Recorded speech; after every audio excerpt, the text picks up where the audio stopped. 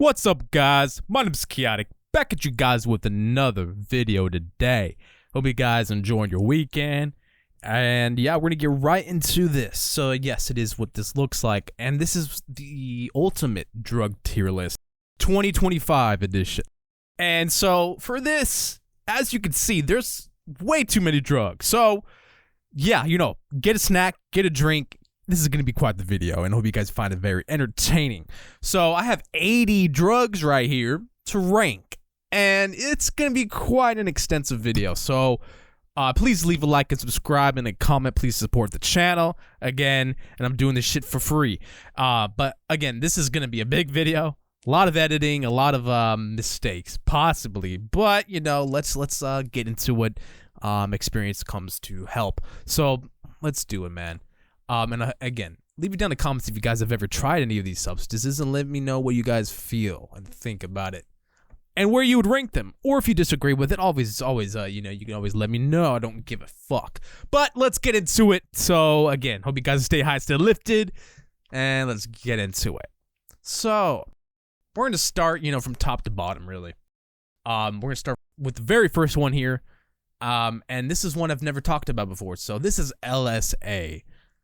And specifically Hawaiian baby wood rose seeds. So these are pretty interesting. So LSA is very similar to LSD in that, the effects that it gives you, it can be very similar to LSD, although LSA is a lot more, nauseous. So I don't know what it is. It's a lot more vasoconstrictive as well. It's handled more by your body like a poison almost, because it's very similar to ergot or ergon. And it's actually within a seed, though. So it's not like a fungus or anything. It's its own drug. And you can find these anywhere. Like, you can find this on eBay. They sell that shit. Buy the fucking bundle and shit. And it does provide a very similar trip to LSD. Although, it's not my favorite because the trip is very, It's kind of just uncomfortable, and especially when you eat the whole seed, like when you eat the seed whole, which you're not really supposed to do. You're supposed to kind of prepare it, but when you're being lazy, you don't give a fuck. I would say, combined with the low dose of a benzo, it'd make the experience a lot more calming, or GHB, or really anything that could relax your muscles, because this has the, potential to definitely affect your muscles. Like, it makes them tight, it makes them sore, it makes them uncomfortable. And again, that's really the only side effect of it. Other than that, it's got euphoric qualities. It really feels a lot similar to LSD. So I'll put it in B tier. It provides a decent trip. It's not really a mid tier either. It's actually a pretty strong trip. So it would, need to be in B tier. It's a pretty long experience. And really, nothing much to say other than a few seeds is like a trip. One seed is like a microdose, but they could be stronger than others, or you get a certain batch here and there. Some could be stronger, so it does vary in potency, just like any other natural substance. But again, very, very good substance for tripping. It gets the job done. That's what it really does. But yeah, we're gonna put that at B tier. So moving on, we are gonna go over to Fluclotizolam. So Fluclotizolam, this one's pretty interesting, man. And the way this feels, it's very hypnotic, man. I kind of tried this late in my benzo researching phase. And I still have Xanax bars that are fake Xanax bars that more than likely have Fluclotizolam pressed into it, because again, like, even just a quarter of that Xanax bar fucks you up. And that's not like a real Xanax bar, bro. Unless you had like super high dose of one. But again, yeah, I could tell when a benzo's an RC, because it's a lot more hypnotic. Your chance of blacking out is way too high. And your chance of not looking fucked up is way too low. You're gonna look like you're barred the fuck out. But other than that, it does remove anxiety quite well. I'm gonna put that at A tier. It's sort of like almost like euphoric. It's not really, though. It's really not euphoric at all. It's just a very long, hypnotic, long-lasting benzo RC. Very similar to Fluclotizolam. Very, very similar to Fluclotizolam. Where fluoromazolam would actually knock you out, though, this kind of keeps you up. But again, your chances of knocking out on this shit or looking sober are slim to none. So please, yeah, watch out for that and leave it down in the comments if you guys have ever tried that. But I'm gonna put that in A tier. It gets the job done, meaning that even if you take it one day, you're gonna feel it the next day. It can last up to 24 to 48 hours in your body. I'm serious. The half-life on this one is just crazy. But yeah, that's A tier.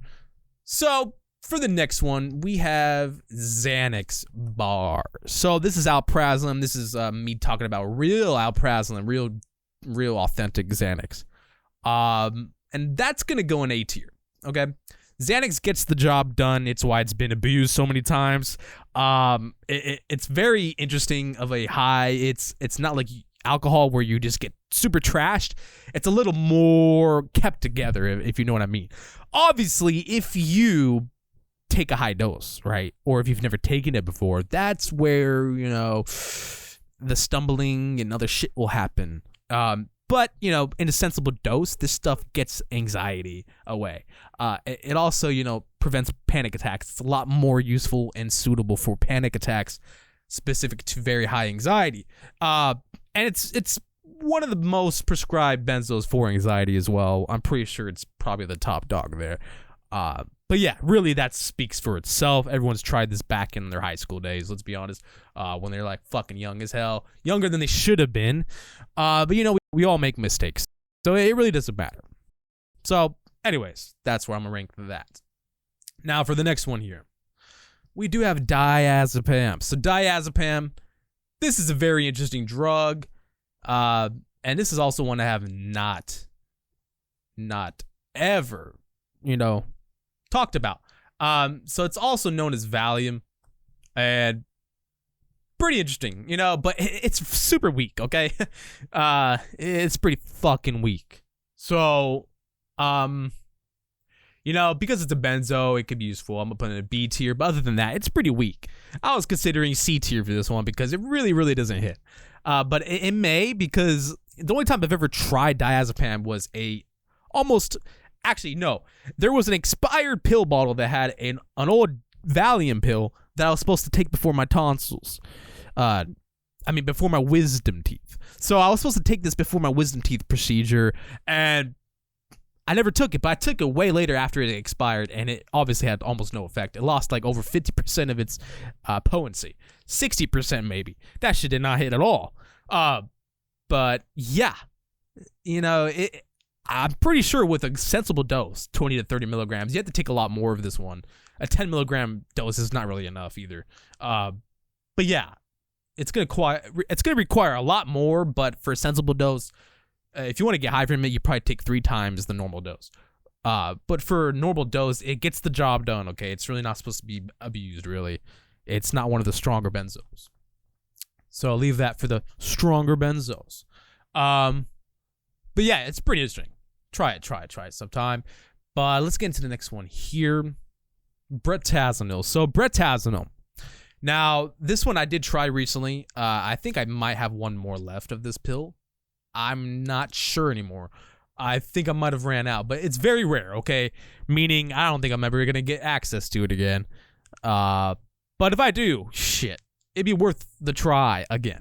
Brotizolam feels pretty therapeutic. You know, it's also a longer lasting benzo. I felt this like up to 2 days, man. So this one has a pretty long half-life. But, you know, pretty much the same as any other benzo, I would say. I'm gonna put this in B tier. You know, nothing really stuck out to me about it, obviously, because it's really just the same. Although this one isn't so heavy on binding to the benzo receptors. This one's a little more of like an agonist. Whatever that really changes the chemical, I really don't know if that. I don't know if that really changes it much, but it kind of doesn't, because this still feels like a benzo. But yeah, it doesn't. It's not so heavy on targeting the receptors, so maybe the addiction potential is a little lower. However, the habit forming potential is always going to be there. You know, even for fucking muscle relaxants, barbiturates, you know, they're habit forming drugs, and they're always going to be that way. Anything that acts on the GABA or sedative system in your brain, But yeah, that's pretty much what that is. Now for the next one here. And for this one, I did try this recently. I haven't talked about it just yet, and I haven't made a substance review on it, but I will here soon. But this is 3-HO-PCE. Now, I have tried 3-HO-PCP, but this one was way late in the disso game for me. I discovered it, quite late, and this is like in the last few months. So this actually feels pretty nice, okay? And it's a little weaker than 3-HO-PCP. Even I think OPCE, it's a little weaker than that. But this one, hey, I love my dissos, man. So it's gonna go in A tier. And this one, yeah, it has a lot more of a lesser headspace. It's a little more of like a recreational kind of disso. Some of those dissos like OPCE really just hit you, and you're just like fucking out of it. This one's a little more functional. But other than that, again, if you push the dose, there you go. It's gonna have a strong effect no matter what, no matter what. So yeah, I don't know, but that's really what that is right there. Motherfucking 3-HO-PC in A tier, as long as with those in B tier. So let's go on to the next one here. We do have nicotine. And, nicotine from cigarettes, nicotine from anywhere, tobacco even. This speaks for tobacco as well. Straight up for me, bro, it's an F tier drug. I do not like nicotine at all. It kind of shines a little bit. It might shine when you're taking it for like ADD or ADHD purposes, but other than that, it's a shitty drug. It doesn't last long. It's like crack. It actually lasts a little more than crack, but let's be honest. I mean, it's very fiendish like crack. You're gonna be hitting that shit every 5 minutes. Next thing you know, and it's really just a waste of fucking time. Meaning, it just doesn't really hit the spot, man. It really does not hit the spot. Like, at least for me. And all it does is give me anxiety, bro. That's literally all it does is give me that anxiety. I hate that shit. So, again, that's going to stay in F tier for sure. Don't worry about that. But, I'm sure people are going to disagree with me, but this is personally my own opinion. So, again, of course, there's going to be disagreements. But that's where I'd rank that. So, yeah, in my book, I don't do nicotine at all. But yeah, for the next drug here, we have 3-HO-PCP. Now, 3-HO-PCP, this shit feels pretty nice, man. Meaning, oh man, like it'll fuck you up. And it's very, very low in the dosage range of active dose. So meaning like you only need 2 to 4 milligrams of this shit. 4 milligrams being way too much. So actually, I remember getting by on 1 milligram doses. I'm not playing, bro. It takes 1 milligram for you to even feel anything. And this is when I had the powder that looked like this. I mean, that shit was straight off wherever the fuck manufacturer made that. And I have very fond memories with this one. Honestly, 3-HO-PCP, shit. I gotta put in S tier, bro. That shit was my all-time favorite disso. I love that shit. It's sort of manic, too. Like, in a good way, though. But, yeah, it's like PCP on steroids, bro. That's a good way to put it. It's PCP on steroids, meaning you're just gonna be way more fucked up. And, yeah, good luck looking sober. So, for the next one, we do have HHC, and I believe that's hexahydrocannabinol or some shit like that. But this one, okay, this one's kind of a hit or miss sometimes too. The vapes are pretty good, I guess, but the edibles really hit you. But this one's weaker than THC, Delta 9 THC, like edibles and vapes. And yeah, it's obviously weaker than THCO or 11-hydroxy THC. It's pretty weak. So I'd rather stick with real THC.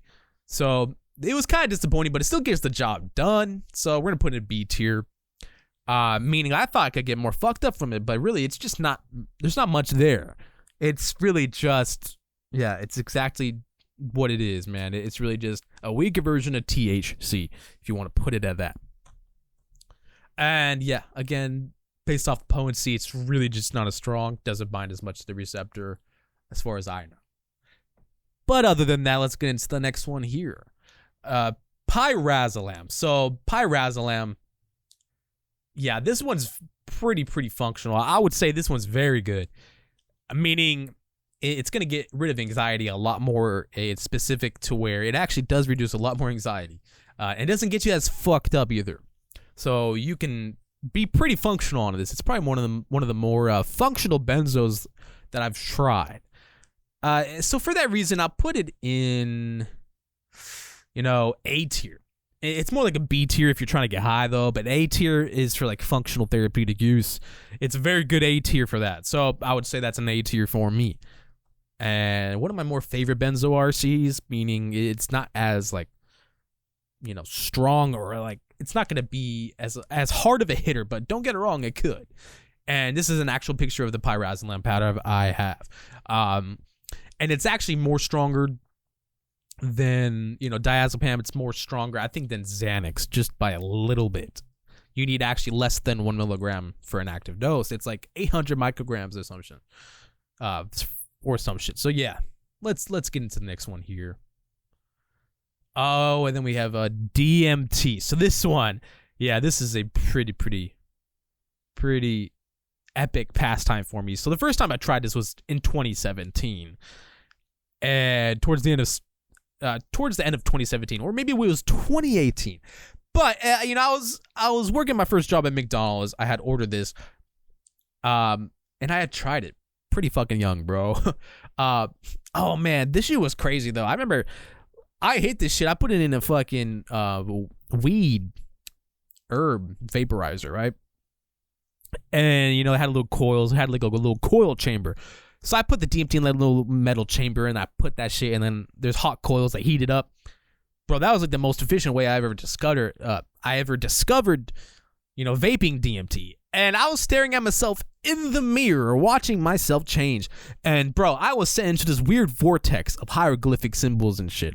I was seeing the way language is created. Like it was totally teaching me this is how language is created. And I swear to God, bro, that shit was translating the symbols into readable English. It was the weirdest shit ever, bro. And like, cause I would see the symbols and I see an equal sign, like it's being like translated in real time and shit. And I would see fucking legible words that I could read. And this is all by closing my eyes, bro. And it almost looked like I was seeing the fabrics of the universe be split. And then I was seeing like the fabrics and belts. And I don't know, it just looked weird as fuck. But it was trippy. So DMT, man, this shit it hits pretty hard. You got to be careful. You can go almost psychotic off of this because it's very, very, very relentless, man. You gotta be careful. But I'll put this in A tier, bro. DMT, that's like when you really want to blast the fuck off and travel to a whole nother universe, bro. That shit gets crazy. And please keep in mind, you don't want to push the dose with that much. You would actually want to start off with a lower dose and see how you feel before you just hit the fucking 3 hits in a row, hold it in, and you blast the fuck off into a whole nother realm and dimension. Again, that's where the bad experiences can arise. And you got to be careful, man. You don't want to fuck around with that shit. All right. So please be careful when you are consuming DMT. And yeah, please consult other experiences that people have had, because that's a very good opening experience before you have your own eye-opening experience. You know what I mean? You want to study that shit a bit. So yeah, please keep that in mind. Now, for this next one here, we have DMXE.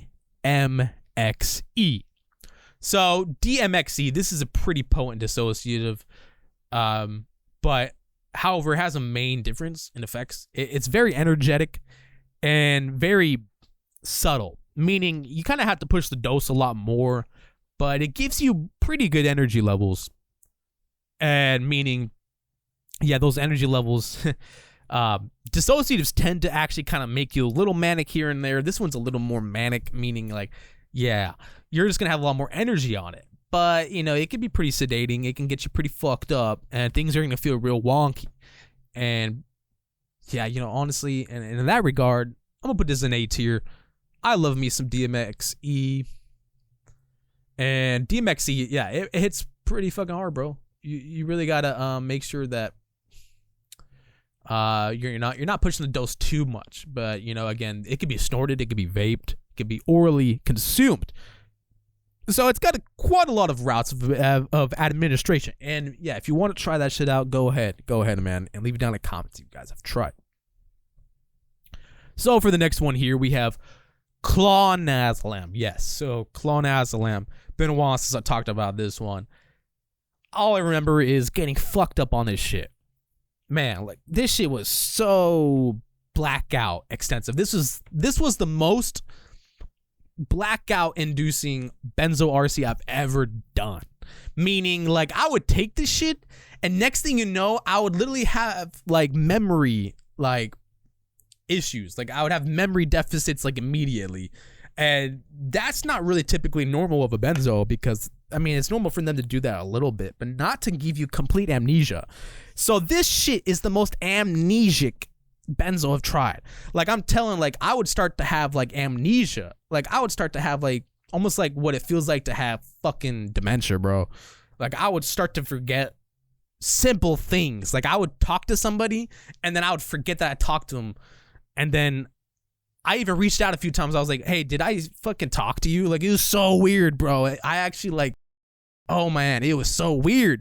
And it's so bizarre how like it blocked the memory. It's like it's almost blocking the memories as they're like occurring, right? So that you almost feel like nothing happened, bro. And no, like to your knowledge, like nothing happened.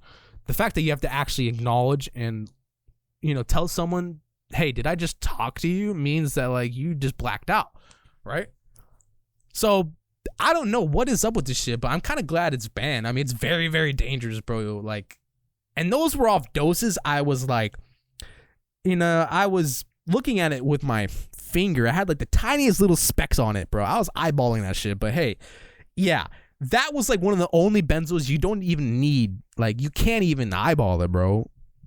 You can't, because even the eyeball dose, you can make sure there's just specks. Like fucking, like if you wipe like tiny bit of flour on your hand, like there's like just the tiniest bit of residue, that was enough to do that to you, bro. I'm telling you, this shit is potent as fuck, and you got to be careful.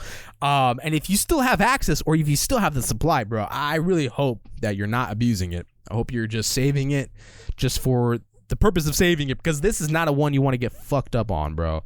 It's not fun, meaning that like you're just gonna probably do dumb shit on it. Like I even went to an interview on Clonazolam, and as I was walking there, bro, like before I went to the interview, it's not like I woke up and I was like, okay, yeah, I'm gonna take Clonazolam before the interview. Nah, bro, I actually didn't feel fucked up until I started walking to the interview. And then I was like, what the fuck? And then my legs and like my body were like lagging. Like I felt like I couldn't control myself, but then I was. And then if I wasn't trying to look sober, I was going to start swaying around and like, but in my head, I felt completely sober. It's so weird. The delusions of sobriety with this one in particular are very, very extensive. So please watch out for that. So after that little rant there, I'm going to put this, shit. I'm gonna put it in B tier because I'm not gonna put an A tier because I didn't love it that much. Okay, it's a very hard drug to dose. It's very dangerous. You could even die a lot easier. You could consume it with something else because you took such a strong benzo, it could kill you. You might even get the cops called on you. You might even go to the hospital. There was a time when I took Clonazolam and I couldn't even get woken up. And who knows if someone thought you overdosed and you woke up in the hospital, bro. So fuck that shit, okay? It's not worth it. But yeah, that's a B tier because it doesn't have much acceptable use. It's very dangerous. It's very euphoric. It's actually one of the more euphoric drugs. So if you're talking about euphoria, it's like an A or S tier. But other than that, that's a heavy side effect to have where you're going to be almost just completely fucked up on pretty much any dose with Clonazolam. Yeah. So let's get into the next one. 3-CL-PCP. Now, 3-CL-PCP, this one, bro, honestly, this was actually a lot more stimulating than I actually had anticipated. Because, bro, I don't know, but this shit tasted nasty. Like, it had chlorine in it and shit, bro. Chlorinated fucking chemical. And bro, I had vaped this shit. I sandwiched it between like weed and weed, right? So I put weed on the bottom, put it in the middle, and the weed on top, inside of a bowl piece, and I smoked that shit, bro. I like felt like I just smoked PCP, bro. Like, and it fucked me up so much. Like, I was like just fucked up, bro. Like, I was almost having a bad trip. That shit hits too hard. I was dissociated while on the weed, and then all of a sudden, because I smoked it, bro, it was even more stimulating. So I was all, it almost made me vasoconstricted, and my heart raced, and bro, I was like, holy fucking shit. Yeah, this was like smoking PCP. Like, you know how some people freak out when they do that shit? It felt like that, bro. I almost freaked out. So don't vape this, but please, like, don't even vape any dissociative. It's not really worth it. But this one in particular, it was a lot more stimulating. It was pretty interesting drug. One of the weaker dissociatives, though, one of the weaker like direct PCP analogs that I've tried, honestly, pretty much all the other dissociatives were stronger. I think even ketamine was stronger than this one. It requires a lot more of a higher dose, so it's really just not worth it. Okay, there's definitely better drugs, definitely better dissociatives, a lot more strong dissociatives. So I would put this a B tier. I love my dissociatives, but I don't hate it too much. I'm not gonna put it in a C or any below than that.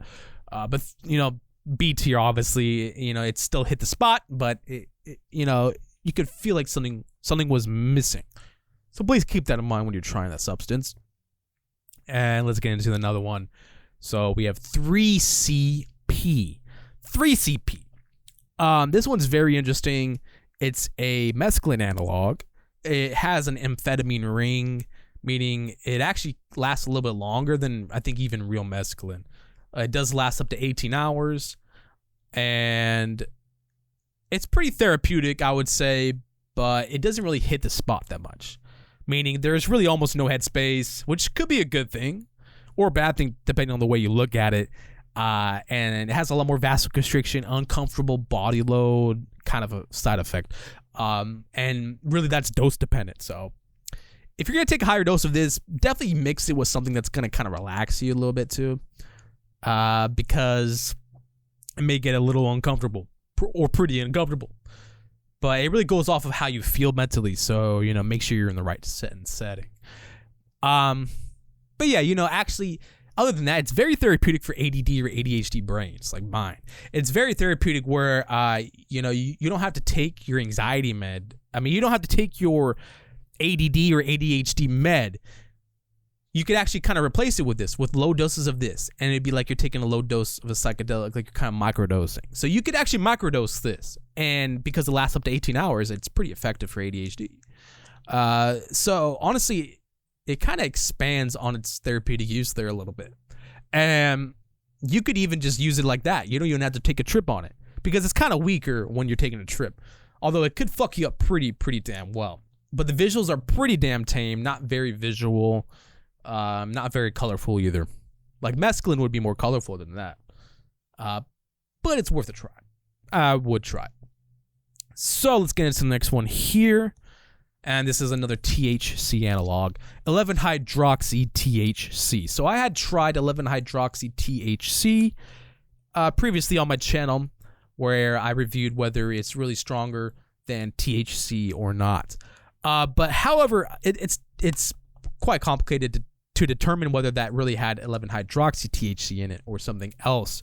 I believe it was confirmed that they never even had 11-hydroxy-THC in that vape I had consumed. There was other, you know, cannabinoids in there, because maybe it by itself is pretty weak, or maybe it by itself is too expensive to create.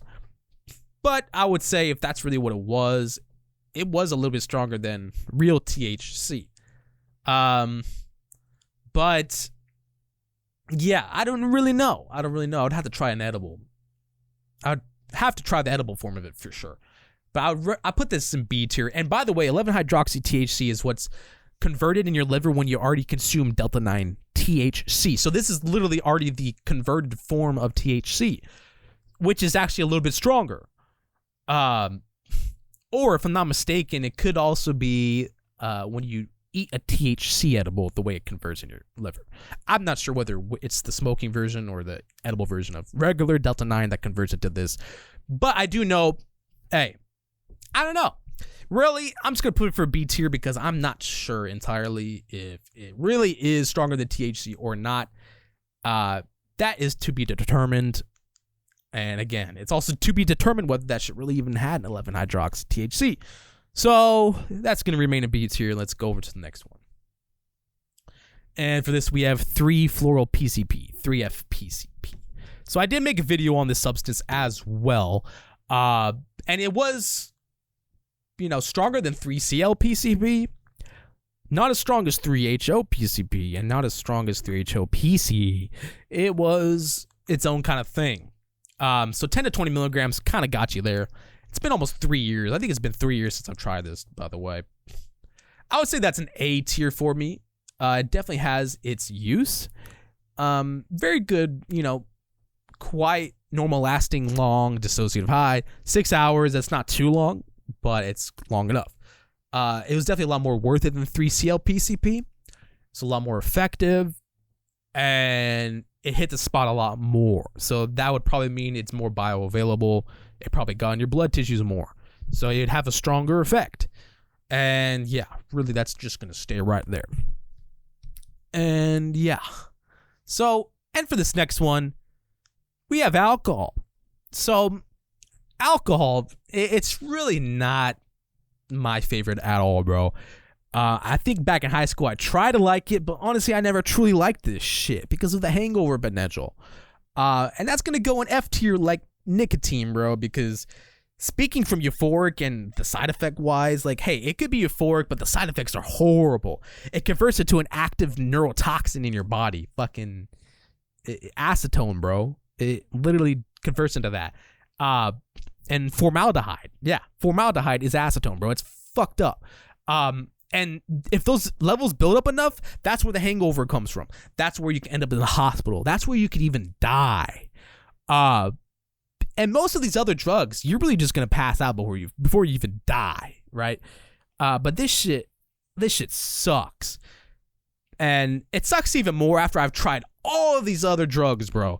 Alcohol is shit to me. It sucks. And honestly, it's probably because my liver can't even handle this shit. I do all these other substances where I have, and when it comes to alcohol, my liver hates it. It hates this drug. This is probably the worst metabolized drug I've ever consumed in my whole entire body. Honestly, any of these other ones, bro, even salvia would have been metabolized better by my body than alcohol. Just saying, this shit sucks. It's an active poison and toxin in your body. I really can't say that enough. But hey, I'll take a shot here and there. I mean, I'll drink a beer, but don't catch me at, really any bars or anything, clubs, because it's just alcohol centric. If I'm ever going to go to that place, I have to be on like GHB already, bro. I have to use GHB as the replacement. I'm serious. Ever since I discovered GHB again, basically been using it as a benzo and alcohol alternative, which is very bad if you want to look at it like that. It has a lot of side effects still, but yeah, again, is never going to be on the same par as alcohol. GHB gets out of your body a lot more. But other than that, alcohol, because alcohol is alcohol, that shit sucks. And it sucks that it's so socially acceptable. It's like one of the worst drugs ever, bro. It's trash. Like, I'd rather take a benzo. I'd rather take Clonazolam. I'd rather just black out than fucking take this. Because at least if I blacked out on Clonazepam, I would not feel like shit when I woke up. Unless maybe I took too much. But it's just not the same, bro. I'm going to leave that right there. So for this next one, we have THCP. Oh, man. So this shit fucks you up, bro. I actually got some THCP edibles again recently. And I had made a video on the effects that it gives you as well. I had ate it live on a live video. But dude, this shit lasts up to 24 hours, bro. Like, I would take the edible, and then the next day I have to work, and I would still be high the whole day. And I'm like, oh my God, I forgot this shit lasts 24 hours. So it's a long fucking high. And that's off of like one edible too, bro. I took 2 of these. Oh my God, dog. I literally felt like I was dying. Like, it all of a sudden hit me super fucking hard. I felt so fucking uncomfortable. And I was like, oh my God. Like, because I never really had an edible high where it makes me feel like I'm dying, bro.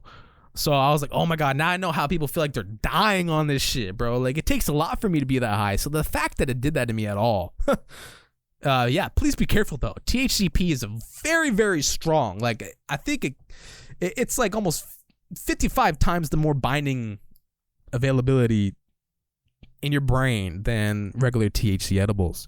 It's got a 55 times stronger binding factor there, so it's pretty strong, bro. 55 times stronger than regular Delta 9 THC, bro. What the fuck? But yeah, oh man, I mean, I love this shit, bro. If you're looking for like the king of edible highs, that shit's gonna fuck you up. It's gonna last up to 24 hours. You're gonna get a longer edible high than if you took regular Delta 9 THC. And honestly, once you get this, it's not the same anymore, bro. You only want that. And then it also really fucks up your tolerance to THC, so you may never even get high off of regular edibles again. So keep that in mind, but honestly, hey, it's worth it. 24-hour long edible high, count me in, bro. That's like the perfect fucking edible to take on the weekend. I mean, you take 2 of those bitches, you could be high the whole weekend, just for instance. So yeah, try it out, bro, and leave it down in the comments if you guys have. It's definitely that much stronger than THC. Yeah. Other than that, I'm gonna put that in S tier. So for the next one, we have ODSMT, O-desmethyl tramadol. Now this one is a pretty potent opiate. One of the only opiate RCs I've tried.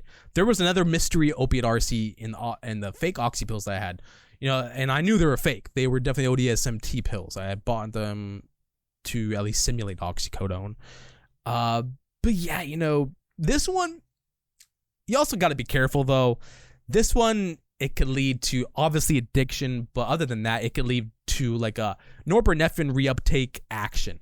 So the more you take it, the more you consume it, especially if you smoke this shit or vape it, it's gonna leave you pretty fucking manic and stimulated, meaning you might flip out, like not in a good way, but like in a bad way.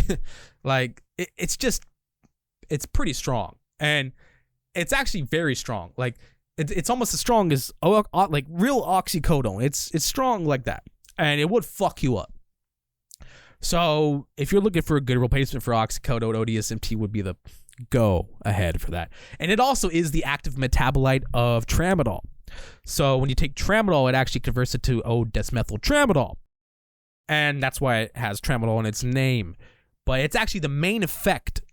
It's the main drug in effect when you consume tramadol. It contributes to pretty much all the pain relieving effects and even the euphoria. So when you isolate that metabolite, it's gonna fuck you up.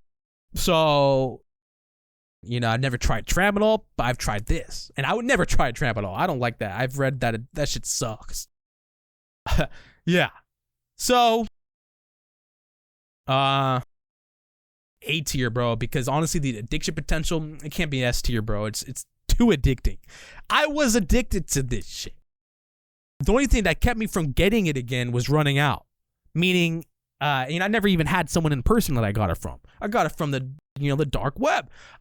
So, because there was a whole another process of getting it again, meaning like there was all these steps involved. I was like, I'm not even gonna do all the steps involved to get it again. It's not worth it. So I sat my ass. It took me like a week to come down and withdraw from that shit. Oh man, it sucked. Hey, but it wasn't that bad. I was only using it for like maybe a month and a half every day. Now imagine using that shit for a year every day. I'm lucky. Even that withdrawal wasn't that bad. And I'm also lucky where I can just start and stop an addiction like that. But I would say this shit still is memorable to this day, bro. I still kind of fiend for this shit. I'm not fucking lying. I still have glimpses of smoking this shit again, or I still wish I could smoke it again, even though that smoke was disgusting, bro. And I had smoked it out of fucking pills, so I was smoking binder, bro. It was even worse. And again, there was like another opiate in that shit, bro, so I was getting even more fucked up. And it was so strong that you'd literally cut off like a little flake, like a little part of the pill. If you smoked that little part, that shit would get you pretty fucked up. So yeah. Very interesting chemical. It's going to be an A tier. It's very therapeutic, very pain relieving. So I would say that's the best place to rank it. So let's get into this next one. So we have Concerta here. This is also known as Ritalin. Concerta, this one's pretty interesting. Let's be honest. It's really not that strong. It's not as strong as amphetamines. So Adderall to me is way more effective, at least for my brain. This could be more effective for maybe children's brains. But, you know, if you're taking this for development, like through development, I mean, it's going to have an effect on your brain. Like, and honestly, please try any natural alternative other than just go into this. It's not worth it, bro, because you don't want to leave your brain addicted to this shit, like where you literally need this shit to do anything. If you rely that heavily on amphetamines and stimulants, that's fucked, because there's so many things that could replenish those dopamine levels naturally, like L-tyrosine, phenylalanine, you know, just all these other freaking, you know, dopamine producing compounds that are natural to your brain. So, and again, it's also nootropic. A nootropic is really just any brain boosting drug. But in terms of effectiveness, it's all right. It's all right, but I don't know, man. I'm gonna have to put that shit, you know, it kind of sucks. You know, I remember like this is like one of the first drugs I did. It's not like cocaine at all, but it has a similar norepinephrine reuptake inhibitor action as cocaine. But really, like even crushing and railing this shit, I made a video about doing that. Snorting this shit is nothing like cocaine. It's only like a hint of it. So I'm gonna put that in C tier, okay? Because there were times where I would take it, I'd be wired, but like I still wouldn't focus. It still wouldn't let me focus. It would actually contribute to even more ADHD symptoms. So some of these drugs can make it worse, right? But yeah, it would make me even more hyperactive. It wouldn't let me like it. I don't know. It was weird, bro. I could tell my brain does not like that shit. Like it just doesn't work for it. It doesn't fit it. So yeah, that's a C tier, because there are other times where I take it be better. There are other times it's just like it's a random drug. Like it's not gonna do the same thing every time that you take it. Maybe it's because I had to take it more often. But I don't know, bro. I don't like those kind of drugs. So let's just leave it there. But yeah, let's leave it there and let's go into the next one here. 3-FPM. So this is 3-fluorylphenmetrazine. Now, 3-fluorylphenmetrazine, man, this one's, I don't know. It's just kind of fucking weird. It's a weight loss fucking analog, dude. So, and it's actually an analog of a weight loss drug that was pulled because it gave people valvular, like, heart disease or some weird shit like that, bro. Like, it really wasn't good for the heart. So I only got this once, right? I only picked it up once. I had vaped this shit. I had eaten it. It was actually pretty interesting. It was very good for ADD or ADHD. But it was wishy-washy, bro. Honestly, it's a C tier as well. It really did not hit the spot at all. And it felt like fucking meth from Wish.com, bro, when you smoked it. Like, you'd get this weird pseudo, like almost like a meth rush, but it would dissipate so fast. Within 30 minutes to an hour, you're like coming down. I'm like, dude, that's not meth at all. But like, it was worse. Like, I don't know. It's just like, I'd rather smoke meth. I'd rather get a stimulant that actually did something that I was trying to want. This one is really just a hit or miss. It could be useful in some circumstances if you just need a little pep in your step or something. Like, I don't know, bro, but like, I think snorting this shit would probably be the best. But yeah, it just wasn't that effective. It was kind of boring, and I wasn't really after boring drugs. So that's that. Now for this next one, we have 3-MDPM, or just MDPM. So this is methylene deoxyphenmetrazine. This is another phenmetrazine analog. And now this one's interesting. Apparently, it's also been detected in samples of MDMA as some byproduct of MDMA manufacturing. And they had, I don't know, I guess they had decided to convert it into its own chemical. So it's very not popular, bro. This shit does not hit the spot. I took up to 200 milligrams once. It fucking dick teases you. It dick teases you if you feel like you're about to roll on MDMA, but then you never come up. So it actually feels like MDMA, and then you just never come up. You never come up. And it's actually more of an entactogen. It's a very tiring substance. Very, very sedating one as well. So this is like one where you could use it to meditate, which is pretty interesting to say. It's a little stimulating. Although every time I took it, you can't even focus on it, bro. It almost has MDMA's like fuck you up mentally, like brain fog inducing, like, you know, quality like throughout the whole experience. Like it's hard to actually focus on the substance. So don't take it. Don't take it if you're trying to focus and study. This is a sedating and meditative drug. Very entactogenic, sort of empathogenic, not even nowhere close as MDMA. But you know, it could get you to come out of your shell. Like say if you took it before you went out to the club or bar, it has anxiety reducing effects. So I would say in the right setting, you could actually take this comfortably in public as well. But don't take too much, you know, you could look like you're high. But it also kind of dilated my pupils, but it actually almost didn't as well. So I had like a similar, almost Molly-like kind of feeling off of 200 milligrams, and my eyes weren't dilated at all. So if you want to get a similar experience to MDMA, but not take MDMA where your eyes are just absolute saucers, this would be a very good alternative. And again, it actually has MDMA's releasing serotonin effect as well a little bit. I didn't notice that. It does leave you feeling drained, so you can't take this all the time. You have to follow the same harm reduction as MDMA usage, meaning don't use it at least more than once a month. But, you know, that's that. MDPM, I would revisit it, but I've never revisited it, so that pretty much speaks for itself. If I don't revisit it, it's really not that much worth it. But yeah. Anyways, let's go over to the next chemical. And we do have 3-MeO-PCP, which was one of the more stimulating disos that I've tried. So 3-MeO-PCP. Now this one I had tried, let's see, 3 years ago now. And it was pretty different, meaning it was a lot more stimulating. Like where DMXE is stimulating, it's even more stimulating than that. It was actually one of the most stimulating actually dissociatives I've ever tried. And it was, you know, it hit the spot. I remember taking this shit out. I hopped in VR after I just did some 3-MeO-PCP, and I was playing Resident Evil 4 in VR, bro. And that shit immersed me, bro. Like it was pretty trippy. And I was like, oh, okay, so like on a normal dose of this, like you feel like you're kind of in like a artificial reality, like pretty fucking stimulating. And it's actually, what I've heard at least online, more closer to PCP than all of the other dissociatives, at least to my knowledge. So taking 3-MeO-PCP is probably the closest you'll get to real PCP. And it's funny because I've tried all of these analogs. I've never taken real PCP. I don't know where the fuck to get that shit from because it's never on the dark web. And maybe there's a good reason for that because they'll get straight up busted. And they probably don't want to ruin their sources. So. But I did see one time a Shrooms stick, which was funny. But yeah, that never came around anymore.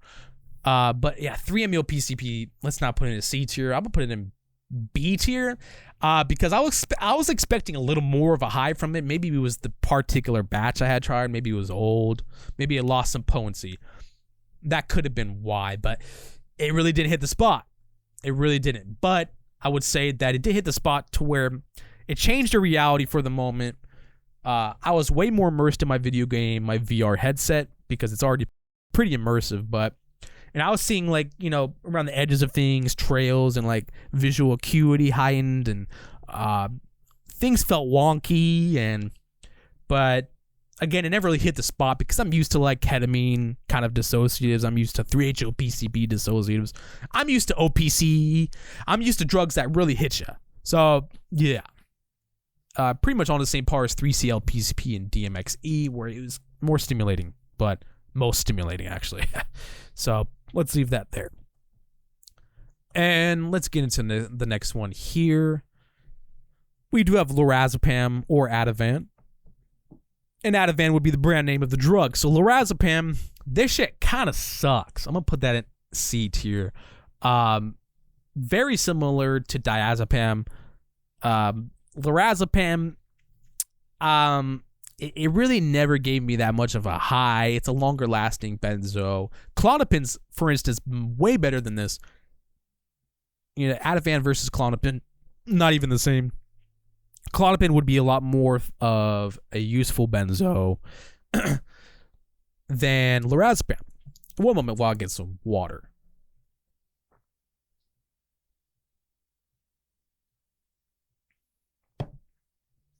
All right. So, yeah, Lorazepam. It's a pretty interesting drug. I would even think diazepam is probably a little more useful than Lorazepam. Lorazepam is actually stronger than diazepam, requiring a smaller dose. So, yeah, that's pretty much where that's going to go, C tier, because, if you're trying to get high off of these kind of benzos, you're not really going to get high off of it. It's a prescribed benzo, but really it's, prescribed for a reason. It's actually not as addicting. So that's probably the reason why it's around, right? So don't go using this to try to get high. It's just not going to be that worth it, bro. Take something else that's more worth it. So let's go into the next one here. And we do have 4-ACO-DET. So 4-acetoxydieethyltryptamine. Now, this one, very similar to 4-ACO-DMT, 4-ACO-EPT, and 4-HO-DMT, which is shrooms. This one's pretty weird. Or I don't know, maybe it's not. It's very similar, like I said. It's really not much changing there. 4-ACO-DET, it was just as colorful. It's a little more weaker, lesser of a headspace compared to like 4-ACO-MET, 4-HO-MET, or 4-ACO-MET. But yeah, this one is pretty interesting, and I would try that substance. Really, it didn't speak out much, but yeah, let's just leave that in B tier. Not too exciting, really. Not too entertaining of a substance, really. It's just the same as really any other tryptamine. But I'll put that in B tier for sure. Now for the next one here, 4-HO-MIPT. Now this one, I liked it. Okay, I liked it. Compared to 4-ACO-DMT, it's almost not comparable. This one's not visual at all, really. It's more of like a meditative, introspective drug. But combined with 4-ACO-DMT and 4-HO-MIPT, I made a combo review about it. That shit, oh man. It allows the 4-ACO-DMT to hit you without feeling too overwhelming. And this stuff will calm you down as well. It is very, very calming, very soothing, very relaxing. This shit made me fall asleep. It was like the only tryptamine that's made me fall asleep. I don't know what it is about it, bro. But I'll never really truly know. Is that really what it's supposed to do? Or did I get something else? But to my knowledge, it is what it was. And it was similar to 5-MeO-MIPT. I could feel it. It was entactogenic. It was a lot more empathogenic. But it really wasn't that, entertaining either, bro. Like, it's not the one you want to try by itself. Like, this is a very good tryptamine to combine with other drugs, like psychedelic ones especially, to get some more oomph, right? And also to remove the horrible come up, right? Like some of the anxiety from the come up could be reduced a lot by 4-HO-MIPT, so you might want to give that a try. But yeah, that's gonna go in B tier, okay? And we're gonna have to make some room because we have too many drugs. We're almost halfway through. And if you guys are still enjoying the video, please leave a like, subscribe, and a comment. And also, pause the video if you guys need to go take a break or something. Drink some water, get a snack. But, we're going to go into the next chemical here. We have GHB, gamma hydroxybutyrate. And this one, oh man, I love this shit, bro. I love it. I love it means that I'm probably addicted. It's very addicting, bro. You gotta be really watching your game, but it's an S tier for me, bro. Yeah, it just fits my body like a glove. It's a natural endogenous chemical in your brain and body. So your body knows how to efficiently, break down the substance and get it out of its body as well. It literally reduces down into carbon dioxide and water, bro. It breaks down and you pee it all out. Seriously. Or perspirate it, right? But yeah, it's a very interesting drug. That's an S tier without a fucking doubt. Without a doubt. I mean, gotta go explain that shit. That shit's like the best rave drug. That shit is better than alcohol. It's like psychedelic alcohol, if that makes any sense. Like, it fits all psychedelics pretty well. It does reduce their visuals, but it's way more better than combining with alcohol. You get no shitty feeling. If you do push it, though, you could get a hangover. You got to be aware of that. But the chances of having a hangover are like 1 in 10. Like, meaning you'd have to already start using the substance every day for months and months and months until you take a dose where it gives you a hangover. So that's pretty good odds. But don't get it wrong, bro. Don't get it wrong. It's a fine slope. It's a very bad addiction. The withdrawal is worse than benzos. It's worse than alcohol. It's actually probably worse than any other GABA withdrawal, probably. And this shit will give you come down. It's not even just a withdrawal. This actually increases dopamine a lot. A lot. So you're going to have a come down. You're going to have like a dopamine come down. It's going to feel like you just took a stimulant. Because it is actually like a stimulant. It's a bit stimulating. So yeah, you're going to have a crash. You're going to have a dopamine crash. A big dopamine crash. So please be aware of that. Please take supplements. Please, be nice to your brain. It doesn't like to do all those drugs all the time. You got to kind of resupply, the army there. But other than that, let's go over to the next one here. And this was one I actually had acquired and also tried recently, Clobazam. So I'm sure you guys have heard this benzo that's been going around. It's also known as Phenazolam. It's sort of, I guess, new. It's not really that new. It's actually synthesized back in the 80s. So it's been around, but I think it's new on the RC market because all the other ones are getting banned. So who knows how long it's going to take for this one to get banned. But I had acquired it, and I have tried it, which I will make an RC review soon on this chemical. But so Clobazam, I would say it could be, a combination of Clonazolam, Brotizolam, but it's really nothing like those. It is sort of like it's weaker than Clonazolam. It's stronger than Brotizolam, I would say.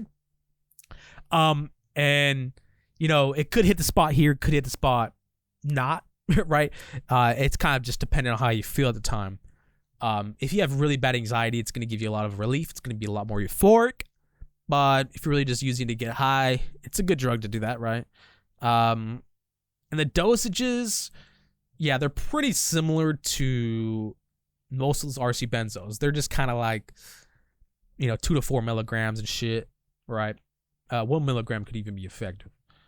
But, I'll put this in B tier. It's what it is. Benzos don't really get me anymore, though, bro. I don't really like using them at all. So I really can't say much about it, honestly. It's not that entertaining to me anymore. But I would say, yeah, it's kind of a mix between their stronger RC benzos. Fluclotizolam would take the cake. Clonazolam would be like on the bottom of Fluclotizolam. Fluclotizolam would be like the third ranked. And this would be like the fifth, right? Compared and contrasted there. But yeah, I don't know, man. It's just very interesting. But, I did get some pellets of that shit recently. So, yeah, I thought I'd throw that in the video. But again, I will have an RC review coming about that soon. So let's get into the next one. Oh, this one is a bad one. So we have crack. Crack. Yeah. Oh, man. Crack sucks. So fuck this shit. Fuck that shit. I'm gonna put that in F tier, bro. Crack is whack, just like it should be, because it's just, I don't know, bro. I tried to smoke this shit one time, and I actually put that shit in a vaporizer, bro. I made a crack vape. And I have a video coming about that soon. So yeah, I had made a crack vape. My motherfucking ass put that crack in a vape, bro, with fucking PGVG vaping solution and shit. And bad idea, bro. Don't ever put crack in a vape, bro. Don't ever do that, because it actually kept it from burning the crack. So the crack completely efficiently vaporized, which means more of an effect.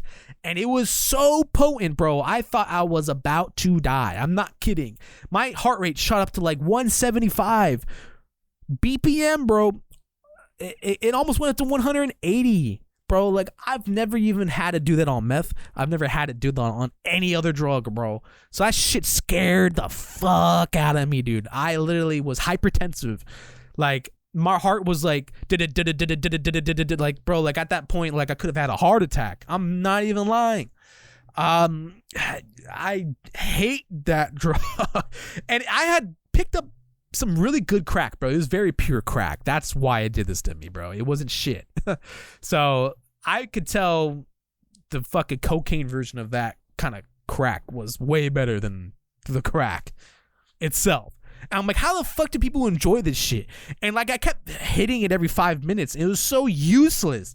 Like, I literally like felt nothing, almost nothing. Like, meaning, like, you know, like, I don't know, if the point is to actually keep hitting it and then get the high, that's horrible, bro. That's really bad for your body. That's like horrible. If I have to take one more hit just to get high from crack, bro, that shit ain't hitting. I'm not gonna keep doing it. So that's an F tier. No matter what, that's always gonna be an F tier. Fuck that kind of a drug. But yeah, next one up here would be THCO. So this is like tetrahydrocannabinol acetate, bro. It doesn't show an A, but it is acetate though. It's an acetylated version of THC, bro. This shit. Oh man, I remember I got like wax, and like this wax was edible, bro. It was distillate. I had distillate THCO, bro. When I consumed that shit had me high for hours. Interestingly enough, it wasn't as long as THCP is, but almost as long. Meaning, I don't know. It was a lot more potent than THCP. I think. It's like, yeah, it's THC on steroids as well. It's pretty fucking strong.